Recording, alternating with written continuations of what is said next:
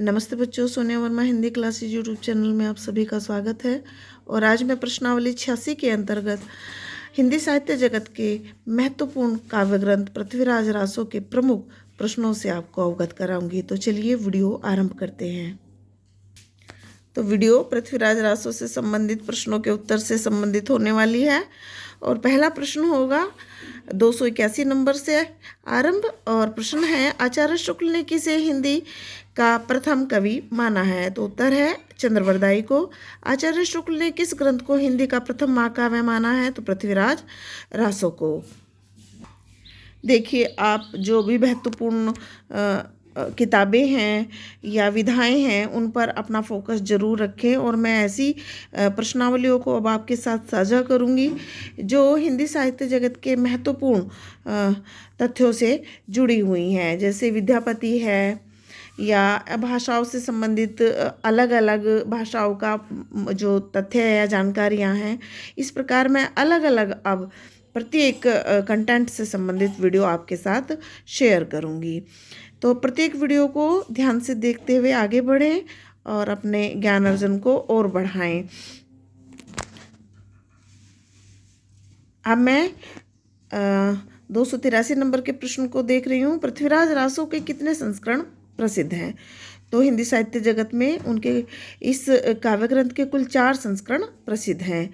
अगला क्वेश्चन, सबसे बड़े संस्करण में कितने समय या खंड हैं?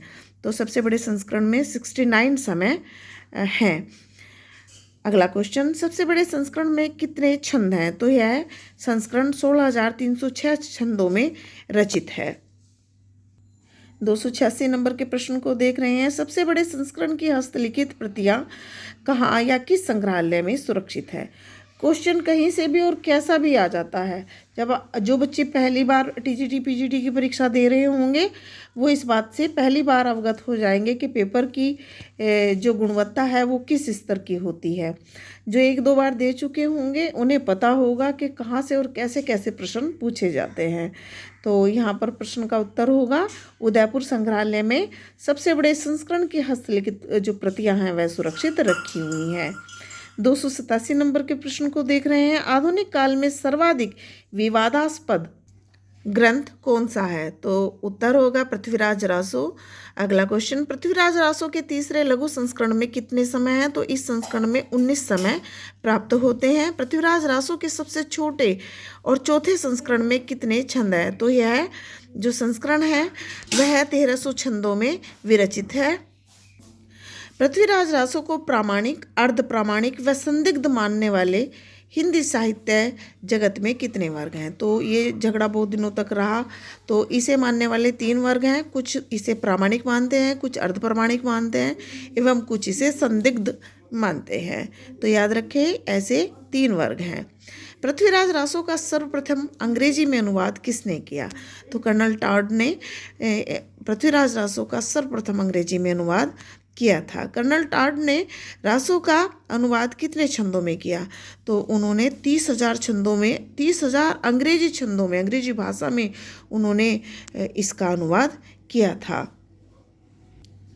अगला महत्वपूर्ण क्वेश्चन, पृथ्वीराज रासो का प्रकाशन सर्वप्रथम किसने किया? तो बंगाल की रॉयल एशियाटिक सोसाइटी ने पृथ्वीराज रासो का सर्वप्रथम एक ग्रंथ के रूप में प्रकाशन किया था।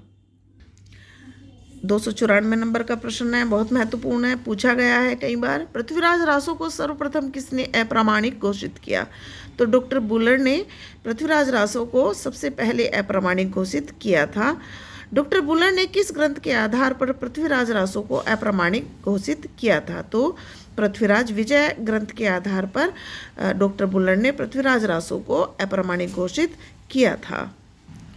डॉक्टर हजारी प्रसाद द्विवेदी ने पृथ्वीराज रासो के किन समयों यानी कि खंडों को प्रामाणिक माना है? तो हजारी प्रसाद द्विवेदी ऐसा मानते हैं कि जिन खंडों में सुख सुखी संवाद मौजूद है या जिन खंडों का या समयों का जो आरंभ है वह सुख सुखी संवाद से आरंभ होता है, वह पृथ्वीराज रासो के प्रामाणिक समय हैं। पृथ्वीराज रासो के प्रधान रस कौन से हैं? तो श्रृंगार और वीर रस पृथ्वीराज रासो महाकाव्य ग्रंथ के प्रधान रस हैं।